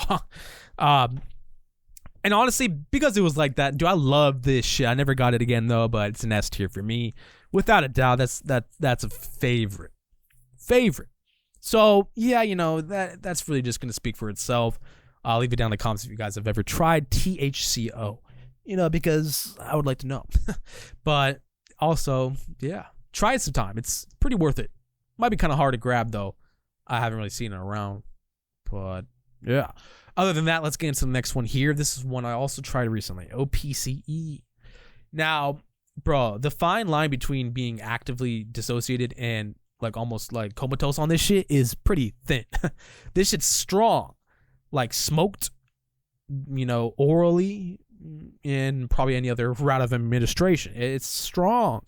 And it won't take long to hole on it. Very easy to hole on this chemical. But yeah, I put that in A tier because this hits the spot. Bro. Actually, you know, it's not my favorite like 300 PCP, but hey, it hits the spot. So that's gonna go into A tier no matter what. And yeah, let's do that and put it in A tier. So let's go over to the next chemical here. The next chemical will be the THC dabs. So basically hitting dabs, bro. Hitting dabs. S tier, bro. Without a doubt, that shit is the best. That shit is the bomb. THC dabs. They hit almost every time. You get the high you want every time. They last longer. And yeah, they last a lot longer. Like when I try to go back to smoking just weed, it doesn't last so long. I have to smoke weed like 3 to 4 times a day. But a good dab could have you good the whole day, bro. Or maybe you only smoke 2 dabs, one in the morning, one at night. And there you go. You're pretty much high the whole day. So it's a lot more efficient. And when you get the higher percentage THC wax, it's definitely a lot more efficient. So that would go in S tier without a doubt. Now for this next one here, we have 4-ACO EPT, 4-acetoxyethylpropyltryptamine. This one's very interesting. Very, I guess you could say it's worth it, right? But I'm gonna put it in B tier because it didn't hit the spot for tryptamines personally, and it's a little more recreational as well. Feels pretty good, but there's better tryptamines out there, at least in my opinion. So that's gonna have to go in B tier. And I have a feeling there's gonna be a lot of B tiers, so let's try to fit them all. But yeah, very similar to 4-ACO DET, 4-HO MET, and all those other tryptamines. So going into the next one here, we have 4-FMPH, 4-fluoromethylphenidate. Now, this one, I'm going to put it in A tier. It's a lot more functional. This one is like, if you hated Ritalin, you're probably going to love this. It's a lot more strong in your body, obviously. It's very similar to Ritalin. It's like Ritalin on steroids, bro. 10 milligrams of this would have you set all night. It lasts longer too. It's not even really neurotoxic or anything like that, like 4-fluoro substances might be. But it's really just a study-centric drug. It's really just a completely therapeutic. You're not even going to get high. You're not even going to want to get high. You're not even going to want to abuse it. It's really just going to be for pure therapeutic use, pure therapeutic studying, and, go get it, right? Kind of a function. So pretty functional. One of the more functional stimulants I've tried. But yeah, 4-HOMET, this is the next one here. We are halfway through this list here, and I do appreciate you guys for staying so long on the video. But again, 4-HOMET, we're going to have to put this in A tier, bro. A tier, without a doubt. Yeah, it's not my all-time favorite tryptamine, but it's very, very much of a favorite, bro. It's definitely a passing. So A and S are obviously passing. So very good, very good. I mean, C and above are passing, but let's be honest, these are the ones that I'm really, really loving here. But yeah, that would go in A tier. It's a lot more colorful. It's a lot more of kind of like an entactogenic kind of tryptamine. It feels a lot more comfortable. Not as strong as 4-ACO-DMT to where it's going to feel like it hits you, but it's going to feel a lot more of a gentle come up. It could be a lot more of a beginner psychedelic as well. But don't get it wrong. If you're not used to taking tryptamines, you could still have a bad experience. You got to be careful. But other than that, that's pretty much it. So for this next one here, this is one I've actually never touched on before. This is Vyvanse. So this one's pretty interesting. And I believe it's like it's basically one of those alternatives to amphetamine. It's an amphetamine, right? And I'm not going to try to name what kind of amphetamine. I'm not 100% sure. I think it could be lisdexamphetamine. I'm not sure, bro. But like, really, this shit, it's more of like a useful Adderall. Like, this shit will hit the spot. If Adderall wasn't doing it, this one would. And these are the same ones I've had, the pink 10 milligram Vyvanses. These are pretty easy to get through a prescription, of course. But yeah, they're just more functional Adderalls. They're like little mini Adderalls, bro. And sometimes that other part of the amphetamine chemical can really help somebody. So I put this in, let's put it halfway through A and B tier. It's a lot more therapeutic. We also need to make some room. We're going to put it halfway. So B+. I'm going to give it a B+. You can't really get high off of it. I mean, obviously, if you tweak out, take too much, you could probably get high off of it. But really, it's just kind of like the same as any other ADD med. Nothing really changes there. But yeah, that speaks for itself, really. Leave it down in the comments if you guys have ever tried. But here we have the next one, Oxycodone pills. So these are presses, but honestly, these are pretty good looking presses, so I thought I'd use them. So Oxycodone, yeah, this was actually the ODSMT presses I had, so I'm gonna use this as the picture reference for Oxycodone, the real pill. But anyways, yeah, Oxycodone, this shit hits the spot. I love Oxy. Who doesn't love Oxy? That's just like an S tier, bro. But I guess if I put it S tier, kind of doing disservice to ODSMT. I'm gonna put it in A tier, but again, I'm gonna put it in A tier because the addiction potential of that is just as high as ODSMT, and you don't want to be consuming that shit all the time. You got to be really careful, bro. So that's gonna go into A tier. A tier. So let's go into this next one here. So this next one here is Amanita muscaria, bro. I had tried this recently, a tincture of it. Pretty interesting drug. It's sedating. Like, I actually thought this shit was supposed to be like a typical psychedelic, like a tryptamine, kind of like, but no, it's its own thing. It's converted into muscimol in your body, or at least muscimol is the active psychoactive drug that this shroom contains. But this one, it really didn't hit, bro. I'm gonna be honest. That's a C tier for me. You could have experience. You could have an experience, but you really have to push it with that drug. And it's a lot more nauseating. It's disgusting. If you're trying to get that therapeutic psychedelic effect, you're better off using 4-ACO-DMT or regular shrooms. It's not going to do the same thing, bro. It's really not. And it's a hit or miss drug as well, even more than really any other hit or miss drugs. It's really never going to hit the spot. You apparently have to take so much of it that you have to feel drunk, and then that's how you start tripping. Meaning that if you take a low dose of it, it kind of feels like a benzo, bro. Like, you almost don't even want to take anymore because you're already feeling fucked up. But, yeah, it's not stimulating at all. Like other psychedelics, it's very sedating. It's very more likely to make you fall asleep. So that's going to go in C tier for sure. And again, this is the ultimate drug tier list 2025. So we're really going hard this year. But yeah, damn, this is a lot of drugs, bro. But let's get into the next one. Let's keep it going.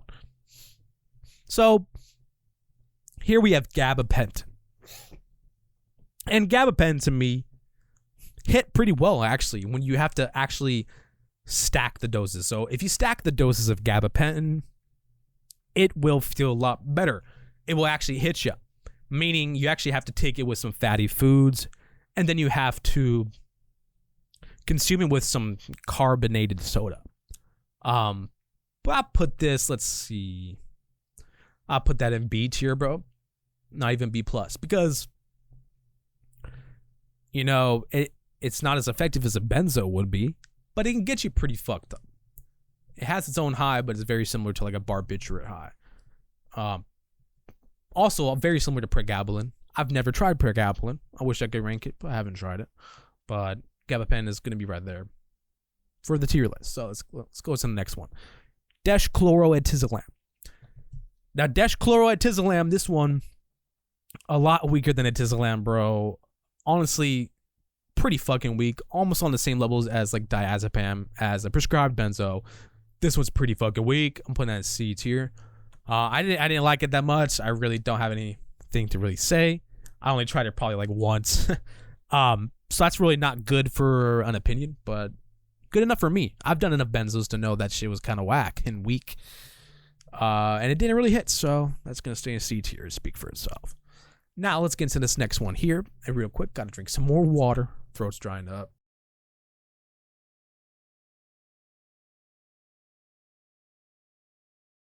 Okay.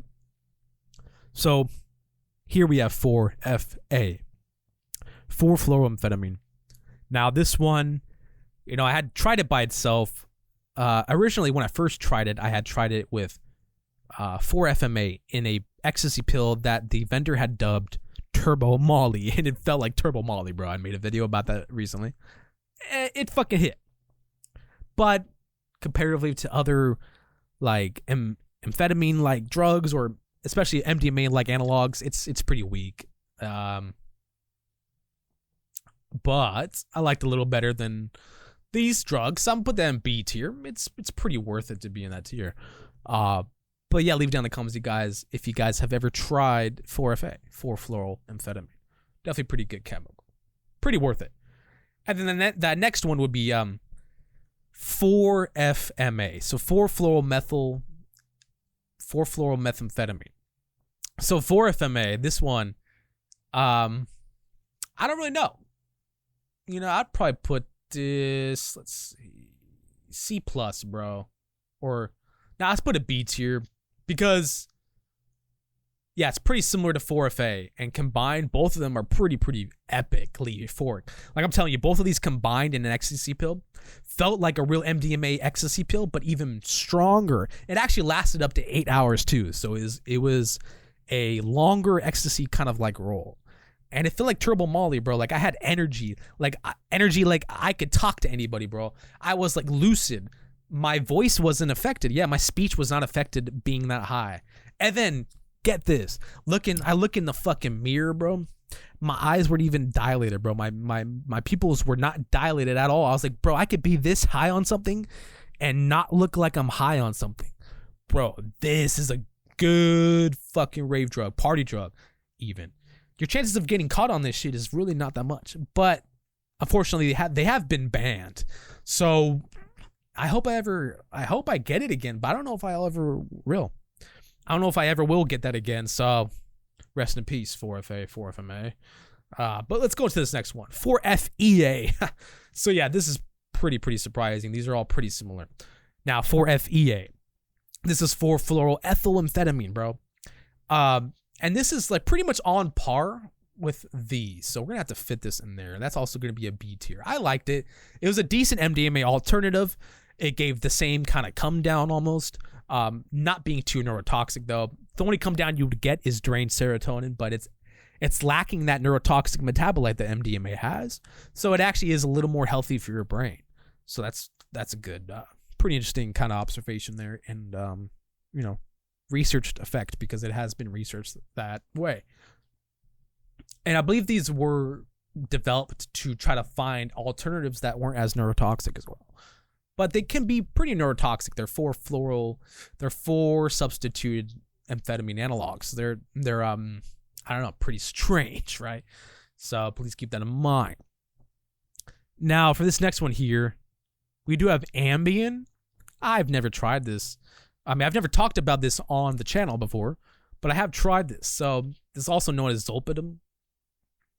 And Ambien would be the brand name drug, obviously. This is like a C tier. This is like something you do when you're like really just bored as fuck. You have nothing else to get high on. I would never try to get high on this purposely. That's just fucking dumb, bro. With all the benzos I have and all this other shit, I would never take this to get high personally. But I know some people that would. So, yeah, the few times I tried this, it's kind of just hit or miss as well. It's gonna knock you out. Like, what's the point if you're just taking a drug to knock out? There is really no point in that shit. Let's be honest. So, yeah, it's just gonna knock you out. You're gonna sleep the whole time. That's boring as fuck. Who would want to do that? So don't do that. So 2CB. Of course, if you have sleep med, if you have this prescribed as sleep med, it's very useful for sleep. So please only use it when you're trying to sleep, right? But if you're trying to get high, that's a dumb drug to do. So for 2CB here, we have A tier for 2CB as well. And yeah, A tier for 2CB. Yeah, that speaks for itself. I love 2CB. Very fond memories with this. It's also known as the Nexus. And very interesting drug. Very interesting drug. It's pretty much a LSD alternative, right? I think it was even developed as an LSD alternative. So, but it's actually synthesized from phenethylamine. So it's a phenethylamine. Very interesting one of that. And I would say, yeah, I think it might even be, let's see here, a mescaline analog if you really want to go up that far in the history. I think it might be that. Yeah, because it's a phenethylamine. And mescaline was like the top dog of phenethylamines. So 2CB is basically like a hybrid between some phenethylamine and LSD. Like if LSD could be a phenethylamine, you know, it would probably be like 6 hour long duration. So this is like a 6 hour long duration. It'd be a shorter lasting drug because it's a phenethylamine, but a lot more recreational. Like this one, it's not even really therapeutic. It's recreational purely. Very fun drug, very fun rave drug as well. But yeah, let's get into this next one here. We do have good old Shrooms. So Shrooms would be an S tier for me. This stuff has always hit the spot. It felt good. I love Shrooms. I love that stuff. However, you know, don't really need it anymore nowadays. Have 4-ACO-DMT. 4-ACO-DMT definitely hits the spot, without a doubt. Very fun drug. It's very worth it to do. So yeah, 4-ACO-DMT and Shrooms are very comparable, but not comparable to the real thing. So I would say Shrooms, definitely an S tier. We're going to keep that in S tier. And yeah, that speaks for itself. We all know about that. We all know how good Shrooms are for you.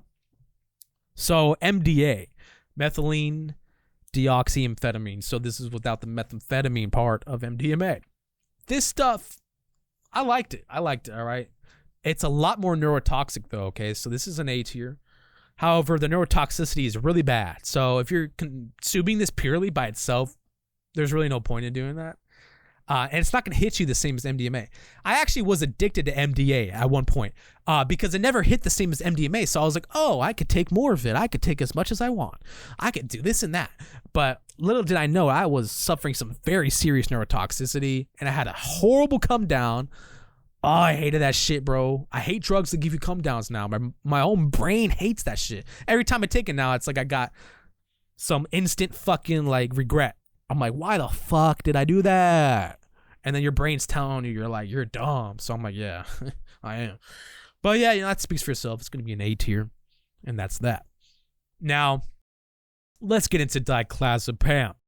So, the only time I tried this was out of a Diclazepam vape. And really, the vendor really just put that shit in a vape, seriously. And PGVG solution. And it was clear, too. It wasn't like, no sediments on the bottom of it. And when vaped, this stuff was pretty weird. It was like my first ever benzo that I've ever vaped. First time I ever vaped a benzo was the Diclazepam vape. And I made a video about that. And, I'm going to put that in C tier, though, because Diclazepam kind of sucks. It really doesn't hit. Although it's a very good tapering drug. Very good tapering drug. And it's also a very good drug to where if you're trying to get off of other benzos, this one could be a lot better. Think of it kind of like buprenorphine, kind of like Suboxone. Like the Suboxone of benzos is kind of like what Diclazepam could be, meaning that the half-life is longer. You can wean yourself off of other benzos that you've been taking like every day, like short-lasting ones, so that you avoid those withdrawals. And then you can slowly titrate down from this benzo, and you could potentially even quit them altogether, but that requires some serious commitment and discipline. But yeah, that's going to go in C tier. That's going to speak for itself. Now, for this next one here. I tried this recently as well. 4-MMC, also known as mephedrone. So it's a debate whether it really was real mephedrone, 4-MMC, or one of those other MMCs. But I would say this one, kind of sucked.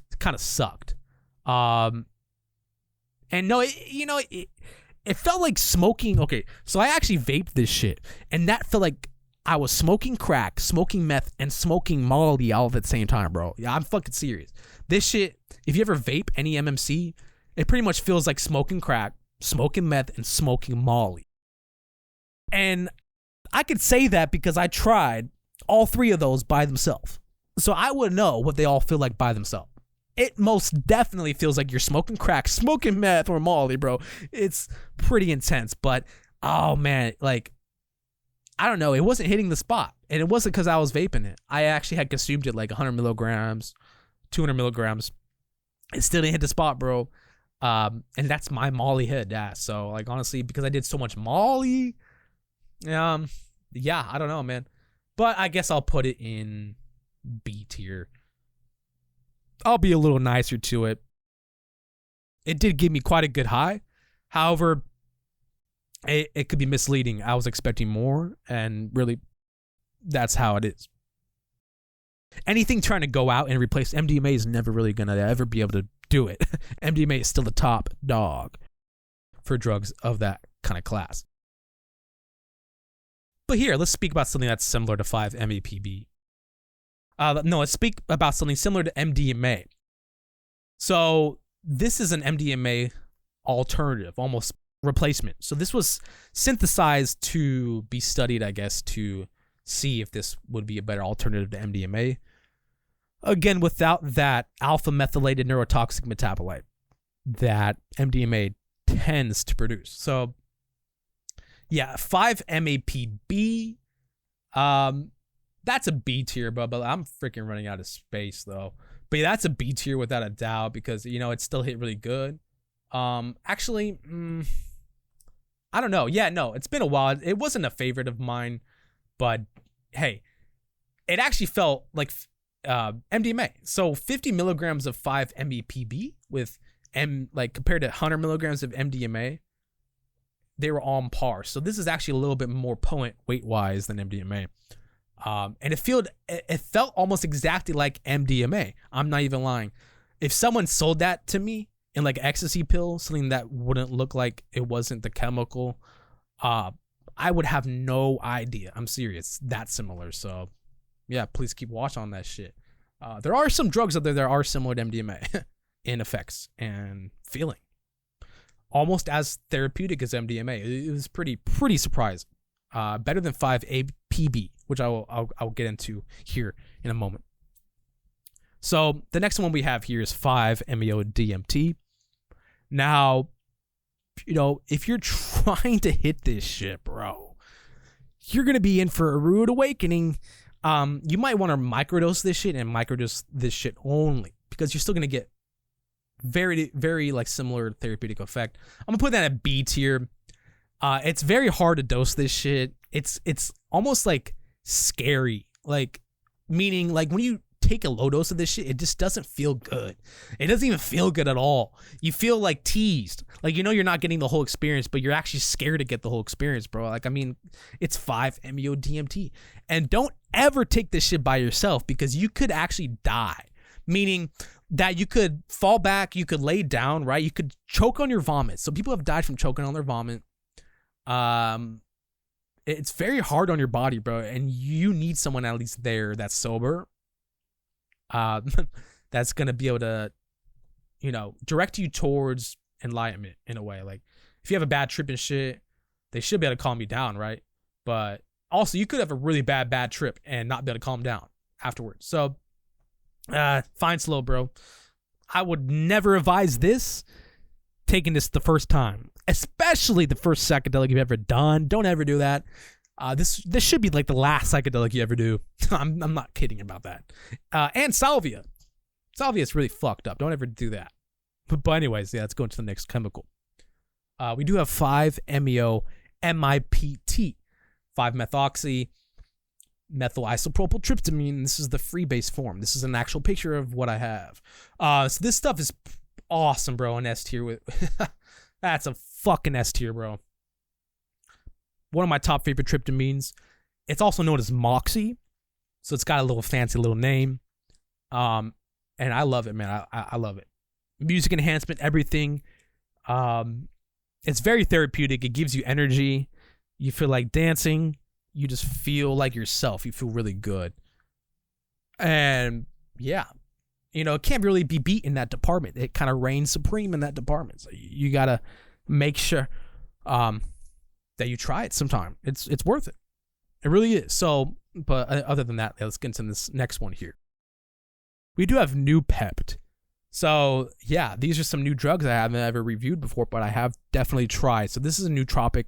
I haven't really touched on nootropics at all on this channel. I was kind of saving it for a good time. Now is a good time. So let's start ranking some nootropics. So Noopept. Now, Noopept, if you're trying to get high from it, it's not very gonna do that. It's not very functional in that kind of regard. It's functional to where you want to have a nootropic that's promoting blood flow in your brain, promoting mental acuity, making sure you're in tip-top shape. It could even help stroke victims, people that have damaged their brains. It could do a lot. So I would say that's A tier, because it's also one of their strongest nootropics available. It's one of the strongest. And it's sort of hard to get. You have to really source that shit in a particular matter. You have to like go to their nootropic websites and order that shit. So, hey, very useful. That's A tier for me. But yeah, other than that, let's go into the next one here. We do have right here 5-APB. So just like 5-MAPB, this shit hit like a train. It was stronger than MDA to me. I'm gonna put that in B tier. Just the same as 5-MAPB. But this one, dude, it lasts up to 8 hours. It's a longer lasting MDA analog. And it's very rolly, bro. Like, you can roll tits on this. MDA you can kind of too, but this one is especially, it's not even neurotoxic like MDA, although it could be neurotoxic on your 5-HT2B receptor. I think that's what it is. But it could kind of damage your heart. But most of those serotonin, releasing substances can kind of damage your heart, so you have to be aware of that. So yeah, let's go for this next one here. We do have LSD. You see the tab on the tongue. LSD is the top dog in my book. That's an S tier without a doubt. Always going to be the best drug you can possibly do for therapeutic use and long-lasting depression, reducing effects. So yeah, it's going to get rid of depression. It's going to make you feel like yourself. At least personally, because I've tried this since I was 16 years old. It always brings me back to how I was when I was younger. I was just a lot more calm. Less things have happened. So it kind of helps restore the stability of your brain. I would definitely try LSD. It's known as, so many things in the world. I mean, everyone knows about LSD, bro. The hippies love that. So yeah, they gave it a good run, and we're giving it a good run too. LSD is the best. So for this next one here, we do have Kratom. So Kratom feels kind of like a dick tease. That's a C tier, bro. Because it's really just not anything there. But hey, you know, it still hits the spot. Obviously, if you're doing harder opiates, you're never gonna feel Kratom anyway. But hey, Kratom is perfect for people that are not trying to be addicted. It could still lead to that kind of a habit and addiction, though. It could lead you to try other harder opiates too. So I would stay away if you have addiction issues, especially if it runs in your family. But I would say Kratom, it does its job. It's just not really that effective of a drug. But hey, no, it can give you energy. It could give you stuff. I'm just going to put it in a C tier because I'm running out of room, and really it's sort of a hit or miss drug. Sometimes you'll get high, sometimes you won't. So yeah, there you go. Now for this next one here, we have DXM. Now DXM, that's going to go in C tier, okay? Because there is a potential there where you could get some therapeutic use out of the substance. It's also cheaply over the counter. It's also like the last drug you ever want to do. Like that's like the drug you do when you're literally, you have no other drugs to do, bro. So, but I'm not going to put it any lower than C because, hey, it does have some use. But after every other drug experience I've had, this is like the least on my mind, right? So I'm really never going to go back. That's going to stay in C tier. And now for the next one. So we have good old MDMA, good old Mandy. I love this shit, okay? I'm going to put an S tier because this shit can reset you, bro, even after you've even abused it. I've had experiences like after I thought like I lost all roll capacity. Like I thought I would never roll again, but no, this shit came right back and I had a roll. But now what happens if I take a roll now, bro? I just have a come down, man. It just sucks. It's not the same anymore. It's horrible. And the come downs are brutal. And now every time I have a come down from MDMA, it lasts long. It's no longer a short come down. It's a long-term come down every time. So don't abuse it. Do not abuse. So this next one, we have dipropyltryptamine.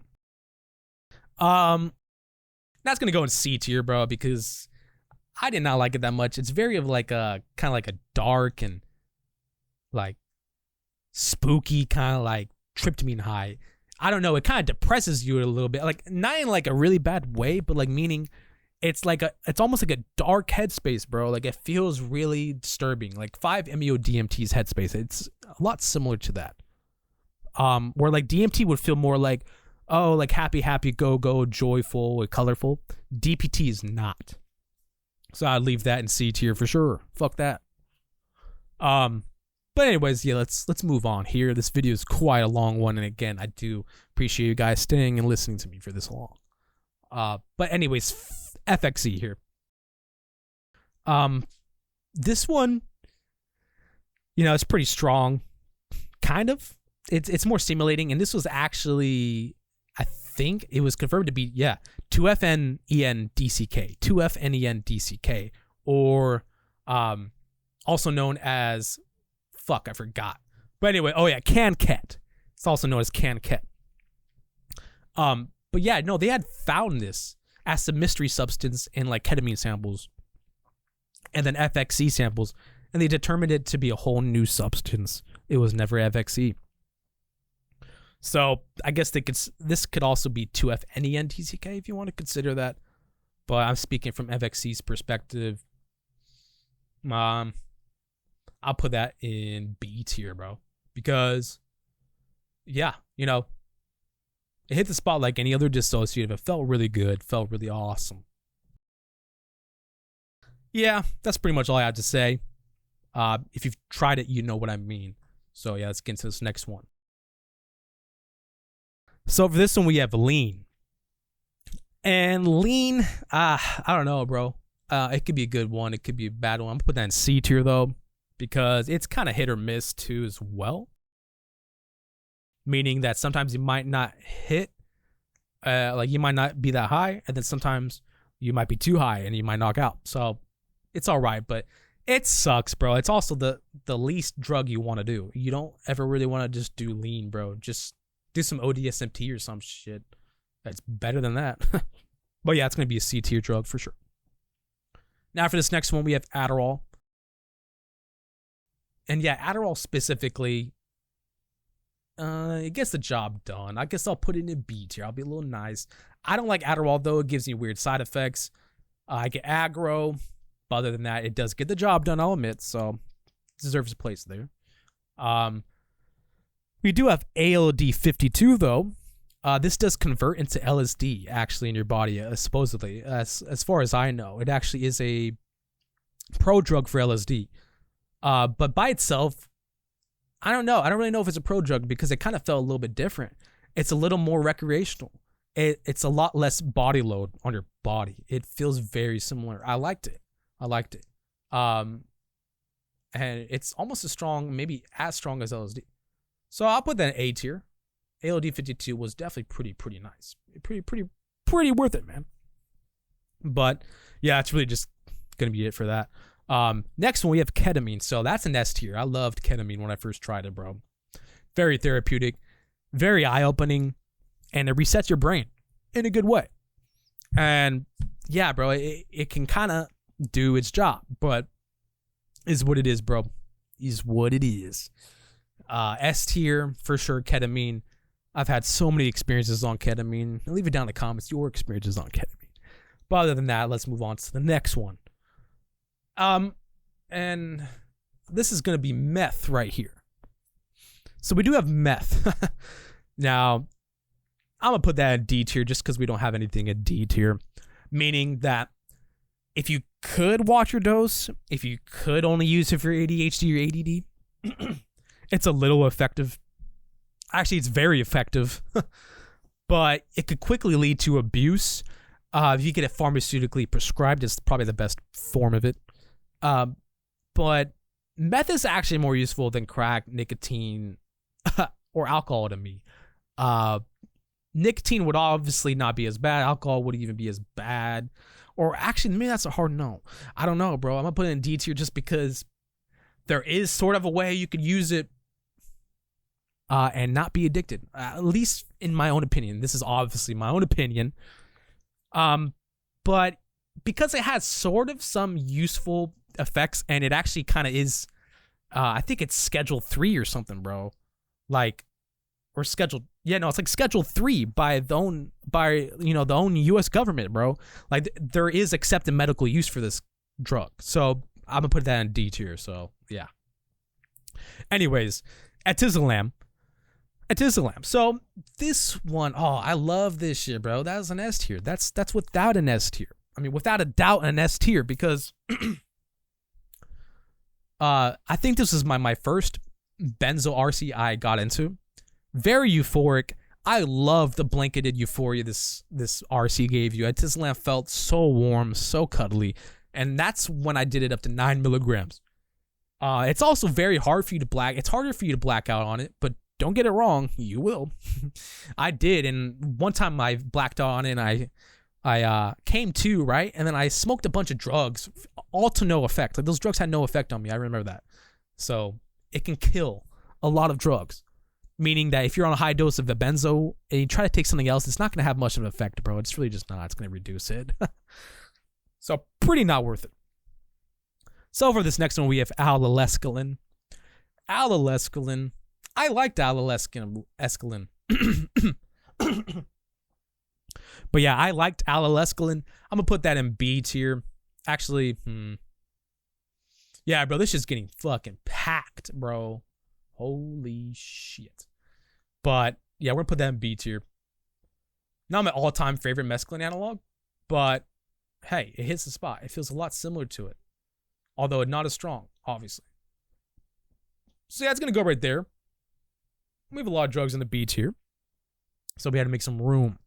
Now for this next one, we have 1,4-BDO. Oh man, 1,4-BDO. I liked it though. It kind of sucks though. I'm gonna put it in a C tier. I liked it in the beginning, but when I ran out and I found GBL, that's obviously way better. The reason why I put it in a C tier, this could be just as hard on your liver as alcohol. And don't get it wrong, GBL could be too, but BDO just felt more dirty, less clean. Your body kind of knows it's just not that clean. So it, requires a lot more work on your body to synthesize it into GHB, and it uses the brunt of your liver to do that. So keep that in mind. Keep that in mind. But yeah, that's a C tier for me. Next we have Phenibut. This one's pretty weak. I didn't really like it. I must have got a weak batch. I never really got to experience the high from Phenibut, so I'm put that in C tier. But other than that, I'm sure it's a good drug. It's just not really affected me that much. I don't have any fond memories with it. And that was when I was experimenting with drugs. So the fact that it never really left a strong experience for me means that it's really not that great, really, honestly. And I was after psychedelics and phenethylamines and weird drugs like that, bro.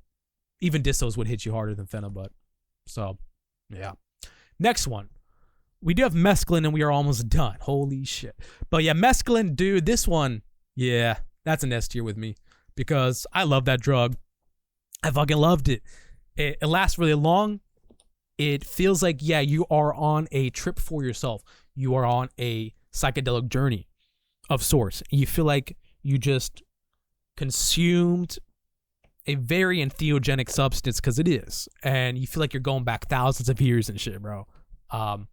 It just really grounds you. It's a very grounding psychedelic, very lenient, very beginner kind of psychedelic. Like, you're not really going to have a bad trip on that shit. It could get intense, so keep that in mind. Now we have weed. So obviously this weed is going to be a fucking S tier, bro. Without a doubt. And yeah, weed speaks for itself. I'm talking specifically about actual nug, shake, physical weed, not that synthetic, synthesized shit, or the, wax. It's nothing like that. I'm actually ranking it separately. But yeah, regular old weed, you can't go wrong with that. You can't go wrong with that, bro. And that speaks for itself. Everyone's done weed. It's kind of one of the first beginner drugs, let's be honest, and sort of a gateway drug, let's be honest. I mean, any of these drugs could be gateways and to places you don't want to go. Watch out. But yeah, let's go into this next one here. We're almost done. We got about, 8 more drugs now. So Flubromazolam. Damn, where am I going to rank this? I liked it, but I didn't like the duration though. I'll put that in fucking B tier, even though there's no room anymore. So I don't know, but it's not too memorable, right? Because this shit will knock you out, bro. It's so hypnotic. It's so crazy. And this was the longest lasting benzo I've ever done. The high lasts up to 18 hours off of one dose. And that's not even counting the half-life, bro. The half-life's 3 or 4 days long.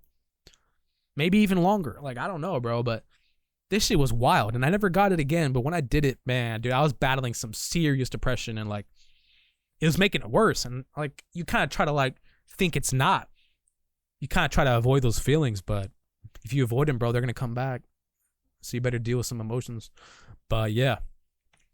Now for this next one, we have Diazepam, and this is also known as Diazepam. It's the primary metabolite of Diazepam, the prescribed benzo, mainly in Russia. And this one lasts pretty long. It's kind of synthesized to be more of a anxiety reducing benzo. So good luck trying to get high on it, but it could be effective. It could be. Don't get it wrong. But I'm gonna put this in C tier. It's all right. Not too memorable though. You kind of have to push the dose to get high. Then on that dose that you get high from, it's gonna last too long. So not really a usable benzo either. So for this next one, we have good old Bromazolam. I love this shit. That's gonna be going A tier. I like Bromazolam. I really did. Just the same as any other benzo, it's very addicting. Keep that in mind. don't do it too much. Yeah, that's just really where that's going to go. And also, don't take any of these rankings as a go ahead to try any of these drugs. Please don't. Please. Or you're going to find out the hard way. You're going to fuck around. Don't do that, but is what it is, bro. So this next one here, we have salvia. And yeah, I'll put that in D tier as well. Not going to be completely F because it's not complete shit drug. But it's so hard to find a good, comfortable experience on salvia, bro. It's going to be bad. It's always going to be bad. Like, honestly, I never ever got how anybody could have a good experience. How the fuck could you enjoy tripping on salvia, bro? I know there's some people out there that are crazy, but it's like, please tell me what good areas. Like, I'm pretty sure because it's like, I don't know if it's stronger than DMT. It almost feels like it could be stronger than DMT because this shit puts you in a whole nother realm. Like, this shit slices reality around you. Like, when I smoked this shit once, reality was like sliced into layers, bro. I've never had that on DMT, bro. It's not even nowhere as close, bro. And it acts on your sigma receptors. So on top of that, it acts on a different receptor in your brain. So it's a very unique substance. Like, I don't know how you could ever use this therapeutically, recreationally, not even close. So that's a D tier no matter what, and really speaks for itself. I mean, you can look up countless videos online about people freaking the fuck out on salvia or spice, and either of those are bad, okay? And notice spice isn't on here because I never even tried spice. Fuck that shit. But yeah, so that's that. Now for this next one, we have nitrous or N2O or whippets. So it has quite a few nicknames out there. Laughing gas. But yeah, so this stuff, or hippie crack as well. So it is honestly very similar to crack. It is hippie crack. It's also psychedelic crack, like, meaning it doesn't last longer than like a minute. It could last up to 3 to 5 minutes maybe if you take enough of a dose, but you're always coming down to baseline within a few minutes. But that's an S tier no matter what. I love me some good old nitrous. Who doesn't, bro? That shit's so good. That shit feels awesome. It goes with any other psychedelic the best. It just goes with any psychedelic, bro. I'm telling you, it's just the best. So please try it sometime, but it's also very addicting. It's very habit forming, and you could also end up with a vitamin B12 deficiency, which could then end up damaging your nerves and specifically the nerve fibers in your brain. And it does sever those connections, and it actually reduces the myelin sheath around your neurons. So it will contribute and cause axon damage in your brain. So again, brain damage. That's where the brain damage, remember, comes from. In sensible doses, it's not going to do nothing like that. But you could also lose oxygen. It could be worse. So use it in a sensible manner. You know, put it in a balloon. Don't hit it straight out of a nozzle of anything. But yeah, just keep to moderate use of that, please. And for the last three drugs, we do have GBL. So that's straight in S tier, bro. Without a doubt. It's more euphoric than BDO. It's actually more euphoric than GHB. However, this lasts a little bit shorter. But, you know, it actually lasts almost as long as GHB. So even though it lasts shorter, the initial high does go away 2 to 3 hours into it. But it does last up to 6 hours or more. It really does. So, yeah. It's like GHB on crack, bro. The euphoria is intense. It's crazy. But also, you could die a lot more easier. Respiratory depression. It could shut off your body. Like, you could go comatose, bro. Yeah. So, actually, don't ever do GBL, bro. If you're ever going to try GHB, either do BDO or GHB itself. Never do GBL. That's for the experts. I'm telling you, bro. It's not worth the addiction. And GBL is way more addicting, bro. And the come downs are way worse, contributing to depression. So please don't do that shit. Please don't. And if you're going to, please use the same reduction. Please use the same harm reduction and safety as GHB use and BDO use. And GBL is way more potent than GHB and BDO. So don't ever do that too much. Take a lower dose of GBL when you first try it. to gauge the effective dose. But other than that, we're going to the last two drugs here. We do have good old cocaine. I love cocaine. However, I don't love it that much. That's going to go into like a C tier, bro.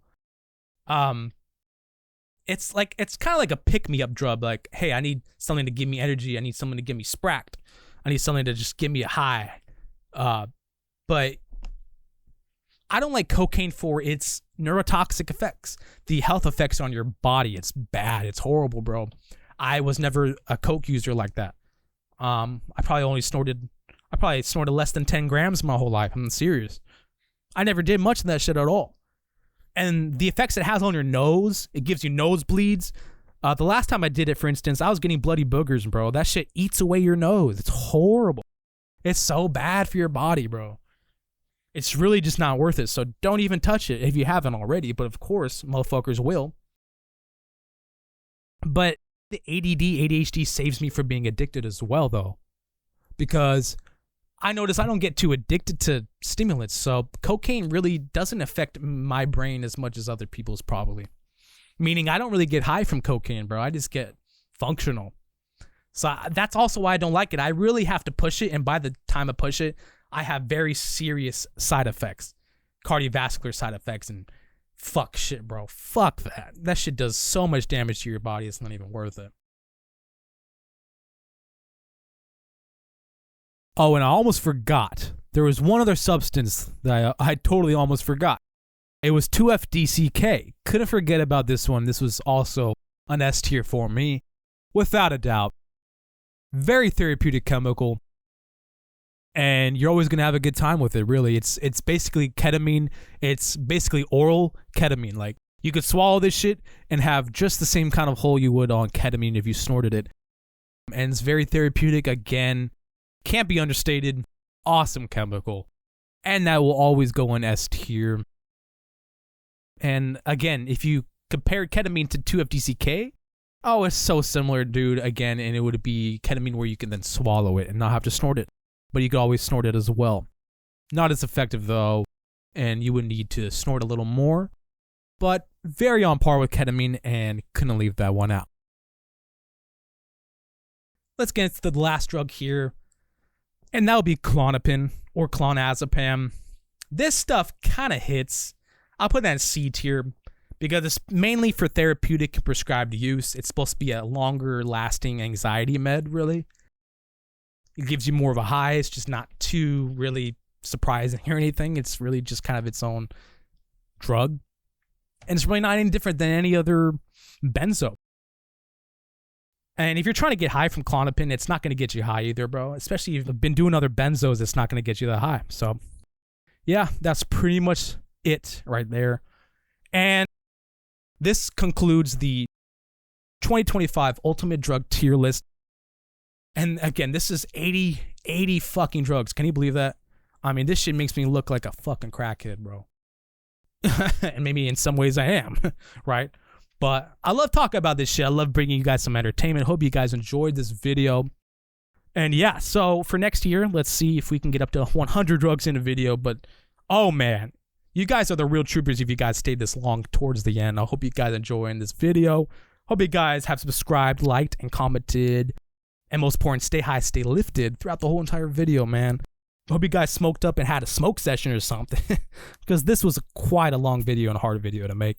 But again, I appreciate the support, guys. Consider this also a 3,000 subscribers special.